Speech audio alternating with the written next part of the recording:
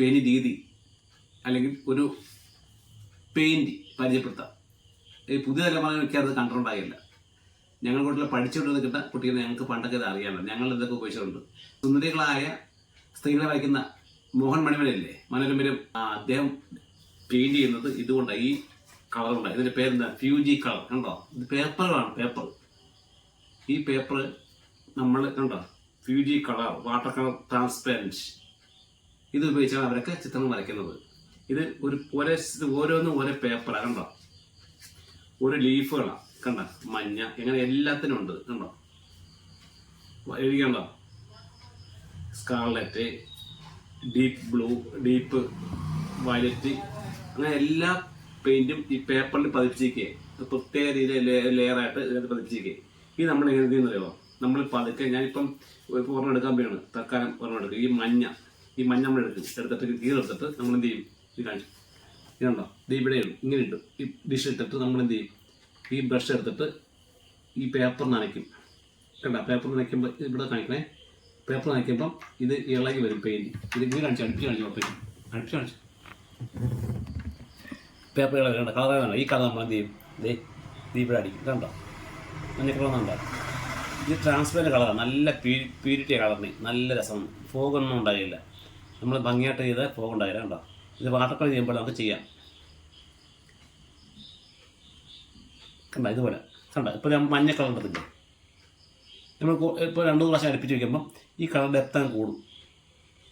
മഞ്ഞ colour depth കൂടും. ഇനി നമ്മളിപ്പോൾ എടുത്ത് ഇനി അടുത്തൊരു കളർ നമുക്ക് എടുക്കാം. നമുക്ക് അടുത്ത കളർ എടുക്കണം. നമുക്കിനി ഇതിൻ്റെ മരത്തിൻ്റെ കളറിലാണ് ഉള്ളത്. അത് നമ്മൾ എന്ത് ചെയ്യണം? ഒരു ബ്രൗൺ എടുക്കുക. ബ്രൗൺ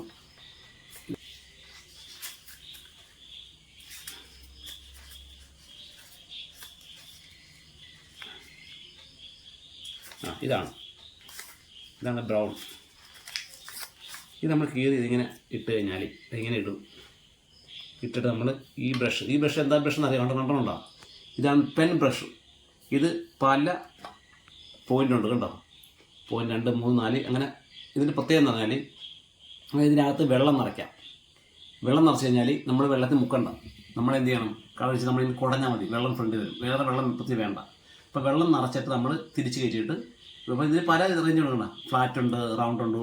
ഇപ്പോൾ ഞാൻ ഫ്ലാറ്റ് ബ്രഷ് ഉപയോഗിക്കുന്നു. അപ്പോൾ നമ്മൾ ആ ബ്രഷ് ഉപയോഗിച്ചിട്ട് ഇതിങ്ങനെ മുക്കുക. എന്നിട്ട് ഇതിൽ കാണിച്ചേ, ക്യാമറ കൊണ്ട് കാണിച്ചേ.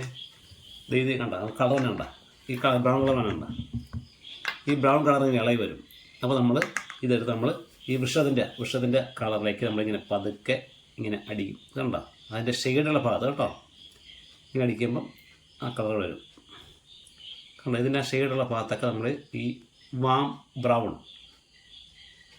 വെച്ച് വന്നു. ഇപ്പോൾ ഒരു ലെയറാണ് വെച്ചുള്ളൂ. നമ്മളിനി അടുത്തത് ഉണങ്ങി കഴിയുമ്പോൾ നമ്മൾ അടുത്ത ലെയർ വയ്ക്കും. അപ്പോഴേ ആ ഡെപ്ത് വരുള്ളൂ. അപ്പോൾ ഇപ്പോൾ നമ്മൾ ലൈറ്റായിട്ട് വെച്ചിരിക്കണം. നമ്മൾ ഇതിൻ്റെ ഭാഗങ്ങളിലൊക്കെ പതുക്കെ ചെയ്യിക്കുക. ഇപ്പോൾ ഇതിനകത്ത് നമ്മൾ ഇരുട്ടല്ലേ, ജനലിൻ്റെ അകത്ത് അല്ലെങ്കിൽ ഈ വാതിലിൻ്റെ പുറമേ കാണുന്ന തടിയുടെ ഒരു ഇതാണെങ്കിൽ നമ്മൾ ചെറിയായിട്ട് വെച്ച് കൊടുക്കുക. പിന്നെ ഓടിൻ്റെയും നമുക്ക് ഏകദേശം ഈ വാം ബ്രൗൺ തന്നെ ഉപയോഗിക്കാം. എന്നിട്ട് പിന്നെ ലാസ്റ്റ് നമ്മൾ ഡെപ്ത് വെച്ചാൽ മതി. ഇപ്പം അങ്ങനെ വാം ബ്രൗൺ തന്നെ നമുക്ക് ഉപയോഗിക്കാം. ഇങ്ങനെ മനസ്സിലായോ? ഇവിടെയൊക്കെ നമ്മൾ ഷെയ്ഡ് വീണ സാധനങ്ങളായതുകൊണ്ട് നമുക്ക് ഇതൊക്കെ ഉപയോഗിക്കാം. നമുക്ക് അടുത്ത ഡെപ്ത് വയ്ക്കുമ്പം അടുത്ത വെച്ചാൽ ഇതിപ്പോൾ താൽക്കാലികമായിട്ട് ഒരു ലൈറ്റായിട്ട് നമുക്കിത് വയ്ക്കാം. ഇഷ്ടികയുടെ ഇതൊക്കെ കളറാണ് ഈ സാധനം വാം ബ്രൗൺ എന്ന് പറയുന്നത്. കണ്ടോ? ഇനി നമ്മളിവിടെ ഈ കാണുന്ന ഇല ഉണ്ടല്ലോ, നമുക്ക് ആ ഇല ഞാൻ പച്ച എടുത്ത് കാണിച്ചാൽ നിങ്ങൾക്ക് ഇതിൻ്റെ എല്ലാ കളറും നമുക്ക് ഇതിൻ്റെ അകത്തുണ്ട്. ഇതിനകത്ത് വയലറ്റ് ഉണ്ട്, പച്ചയുണ്ട്, ഗ്രീനുണ്ട്, എല്ലാം കൂടെ എടുത്തു, ഡാർക്ക് എല്ലാം കൂടെ എടുത്തു. അപ്പോൾ നമ്മൾ രണ്ടാമിച്ച ബ്ലൂവും എല്ലാം ചേർന്ന് എന്ത് കിട്ടും? പച്ച കളർ. കണ്ടോ? പച്ച കളർ തന്നെ ഉണ്ടോ?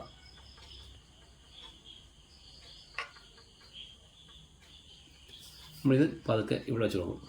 ലൈറ്റ് വെച്ചാണേ, നമുക്ക് ഡാർക്ക് വെച്ച് പിന്നെ എടുക്കാം.